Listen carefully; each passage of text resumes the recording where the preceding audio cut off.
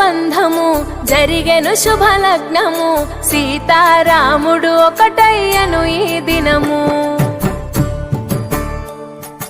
7 అడుగుల పయనము ఒకరికొకరు సొంతము కలిసి మెలిసి సాగను ఈ జీవితము శతమానం భవతి అని వధువరులను దీవించి శ్రీరస్తు శుభమస్తని అతిథులు ఆశీర్వదించి పంచాభూతాల నడుమ 2 మనసులేకమయ్యే కళ్యాణం కమన్